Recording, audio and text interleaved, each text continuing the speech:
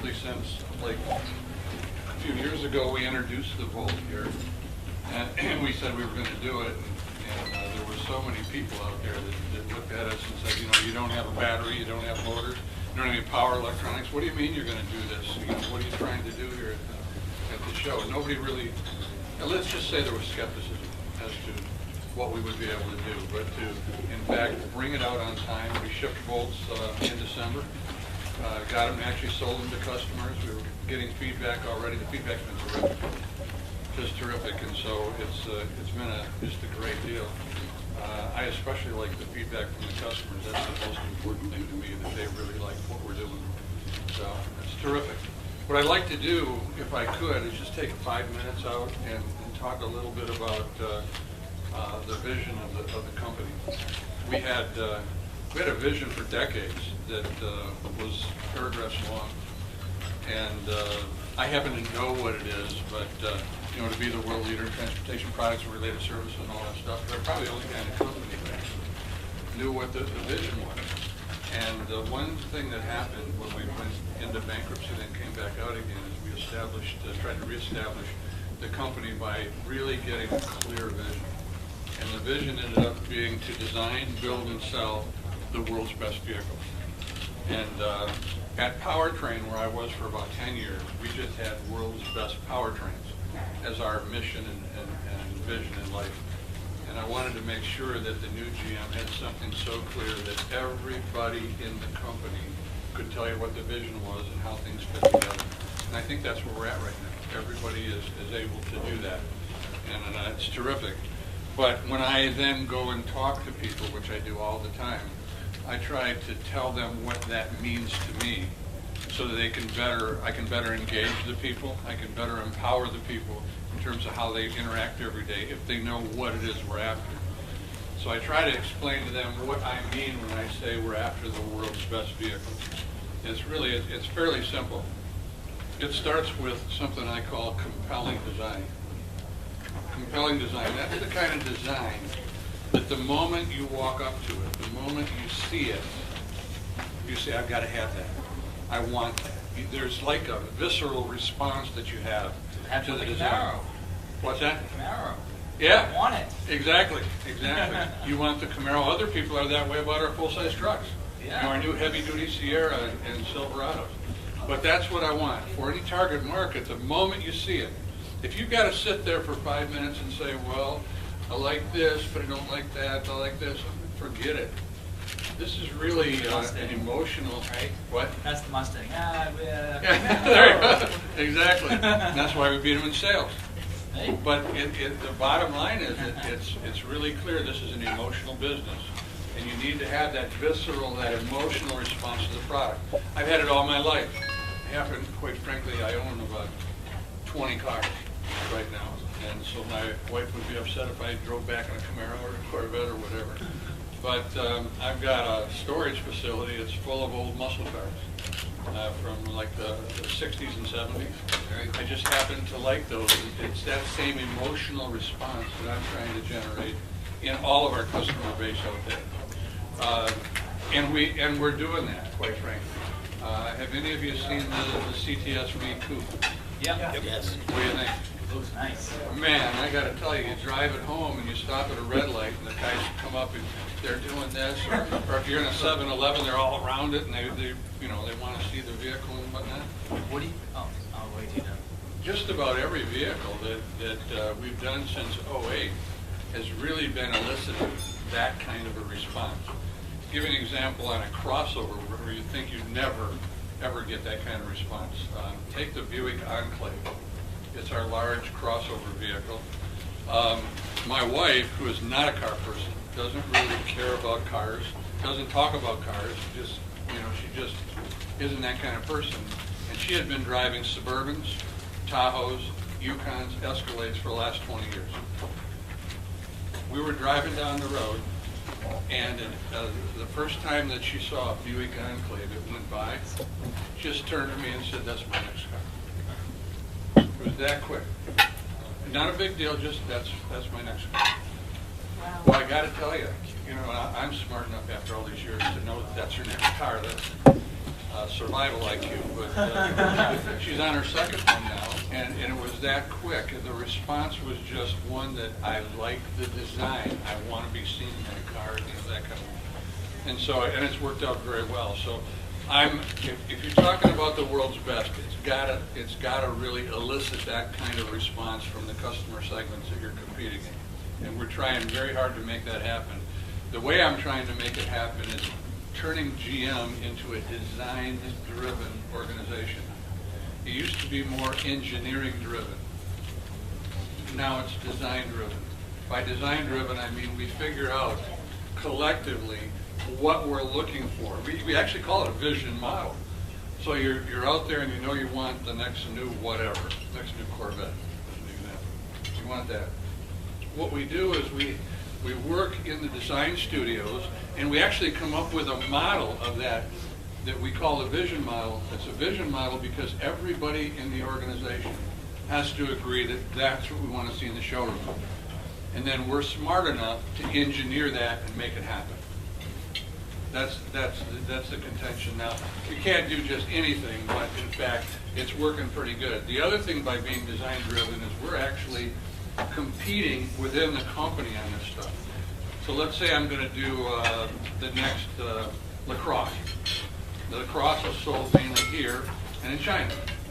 So the head of design would have China do a design, and they do a design here, and they know they're competing. And that competition really raises the game. At a point in that competition, we would down select on which would be the main model we'd go after, and we typically take a lot of the input from this other model that's really good and factor it in and make a hybrid that's even better. So that's how we do it, and that competition has been making us a lot better. The last 4 or 5 years, the designs you're seeing are a result of a lot more competition that we put into it. So compelling designs is the first thing. The second thing is flawless quality, reliability, and durability. It's important, you know, what me and my team thinks about quality and reliability and durability. It's more important to what third parties think, which should be like Consumer Reports, Consumer Digest, and there's different names for that all around the world. It's more important what they think, but it's most important what our customers think. What I'm really trying to get to is the point where the customers are calling me, telling me how good the products are. They're telling their neighbors how good the products are, how much they like the new vehicle, the new Equinox or Terrain or you know, whatever that they just bought. So that, the reason we call it flawless is because it's so important that the quality is that good that the customers are raving about it. So that's the second thing. The third thing we need is winning performance. When I say winning performance, I'm not talking about just acceleration. There are 3 or 4 things that every vehicle needs to win on. It's like an attribute to the vehicle that is very important that you get right. If you don't get that right, the people don't want it. Some are, you know, they go across all the vehicles. An example of that would be fuel economy. It seems like every segment these days around the world is interested in fuel economy.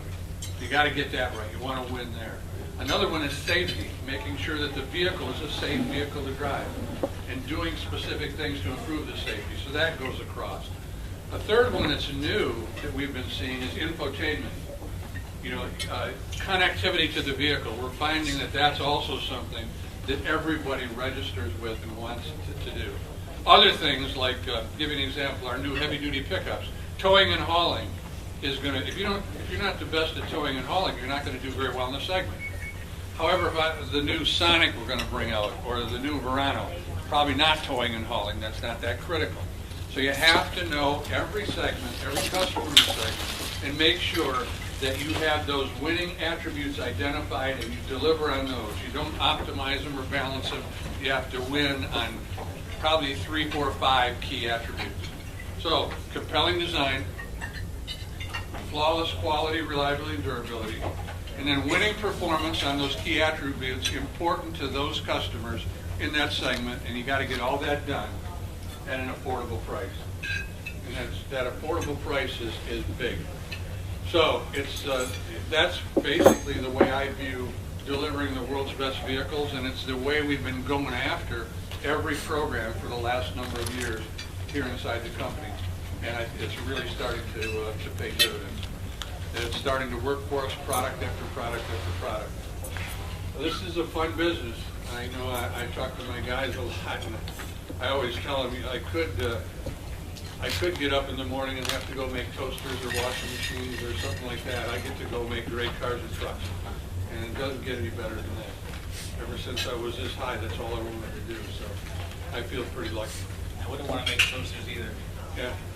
Okay, with that as just some background, I'd like to open it up for questions, and hopefully I can answer most of them. You know, I was wondering something about the. I'm not a car guy, so you know. I'm just a regular driver, but I do know when I see a car that I like, just you know the way it looks. And I have to say that I have noticed that even though I don't pay a lot of attention to cars, because I've been in the market and I've purchased cars in the past couple of years, I've taken notice of the difference in the vehicles.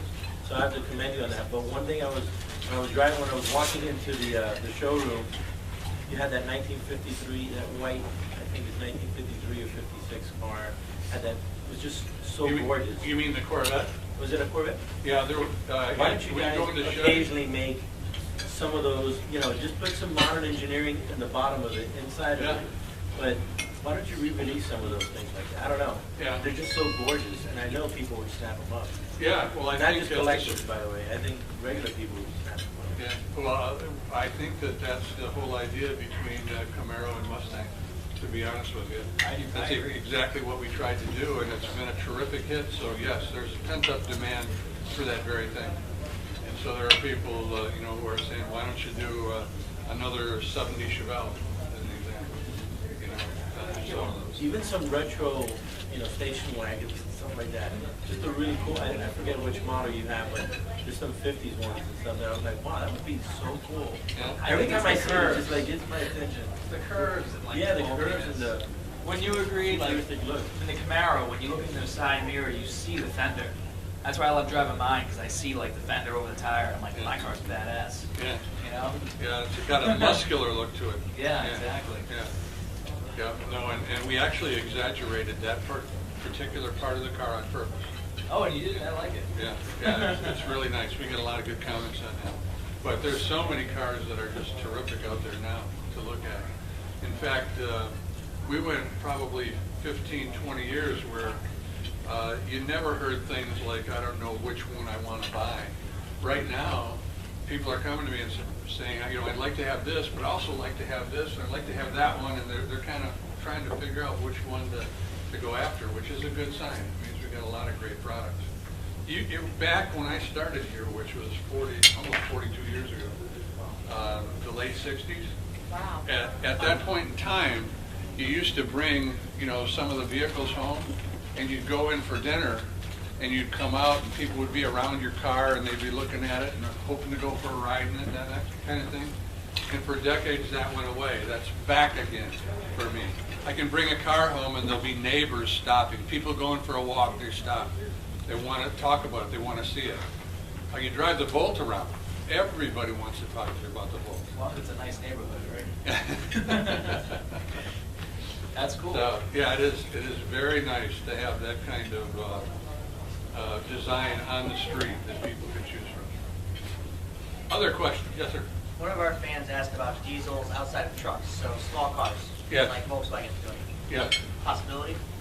Oh, anything's possible. As you know, I make diesels around the world. I've got one was out of Europe, the other out of Korea. I've got a 2.5 liter, 2.8 liter, and a 6.6 liter V8, which is in the Duramax. So we have the engines. I make over 1 million of them a year. Likelihood we'll see them? Pardon me? Likelihood we'll see them here? Any Well, of them? the issue here is really with the customer base, and do they feel that they're of value? The diesel engine, I think you're aware, is significantly more expensive than the gas engine. You have to add on top of that after-treatment system, because the emission standards and the diagnostic tests that we have to run here in the U.S. are much more severe than other places, read that Europe. Because of it, we have to have more after-treatment costs, significant costs. You add those two costs together, and then us understand that even on top of that, when you go to buy your fuel here, unlike other places, diesel fuel is more expensive in the U.S. than is other places, and then you have to decide if you have a value proposition. So that's the real issue. Are people going to decide that? On a heavy-duty pickup, the answer is typically yes. There's a reason for that. For light-duty applications, the diesel fuel economy is about 20 to 25% better than the typical gas. If you get to a place where you're going to work with the truck, towing and hauling, the fuel economy isn't 20 to 25%. When you're towing and hauling, it's 40, 50, or even more percent fuel efficient. So if you're doing a lot of towing and hauling, a lot of work with the truck, then you can, in fact, because that's such a difference in terms of fuel economy, it can actually help you pay for the truck. It makes sense to do it. Not only can you handle the heavy work, you're also doing it in a fashion that's much more efficient. In the light-duty trucks, you don't have that. And so the net result is, even after driving 100,000 miles, you haven't gotten your money back yet for the diesel. And so our customers are very smart, and you wonder how many people would, in fact, with that value proposition, go for it.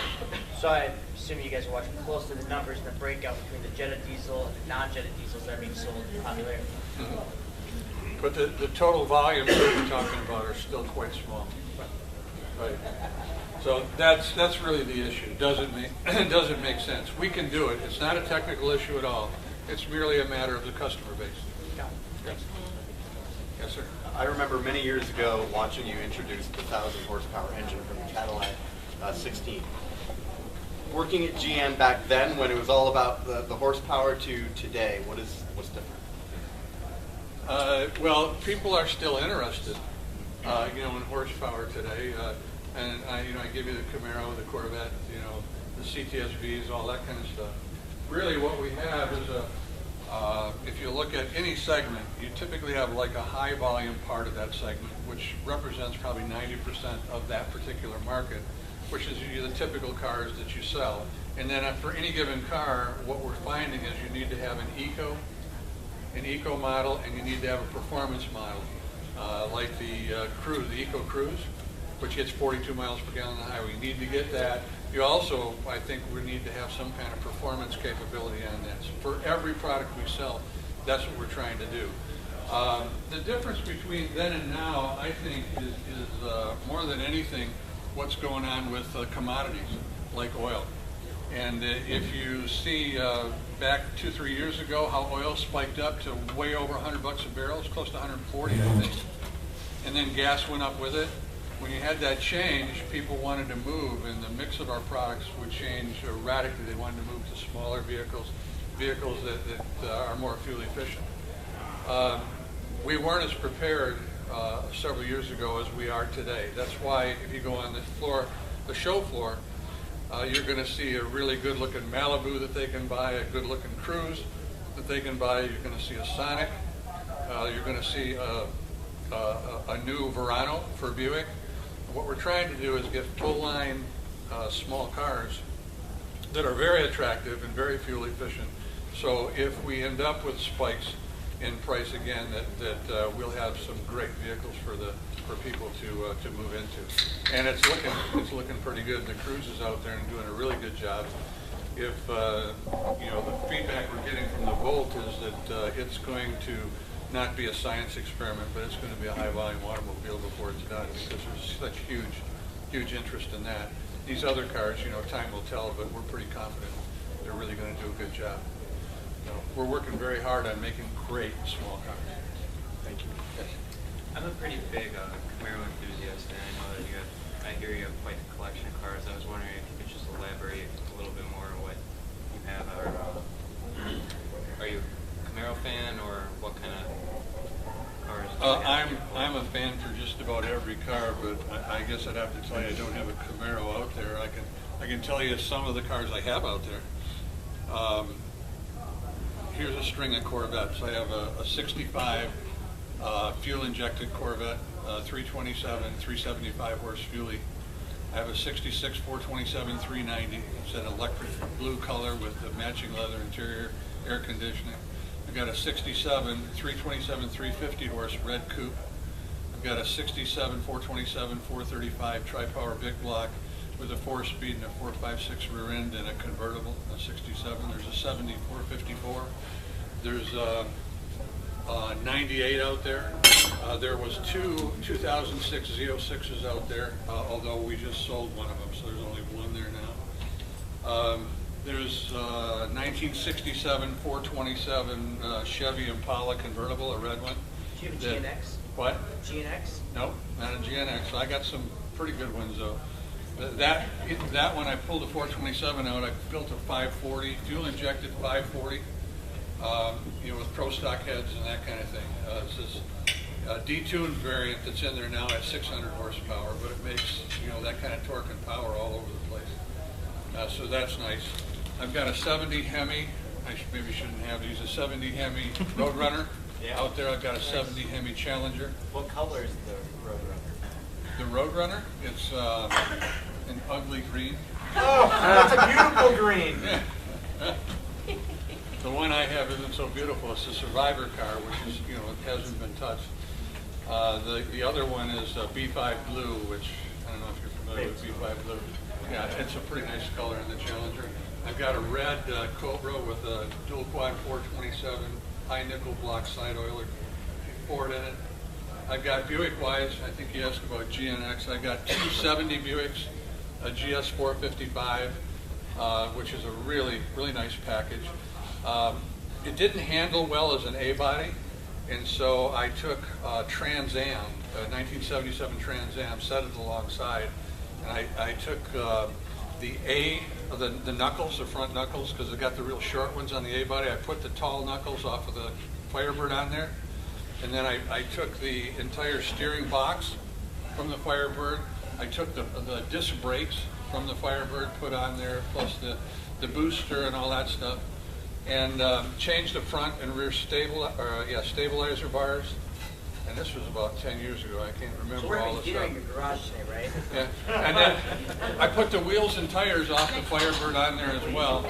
And so the car actually handles just like a Firebird. If you drive it, it's a Firebird, but it looks like a GS.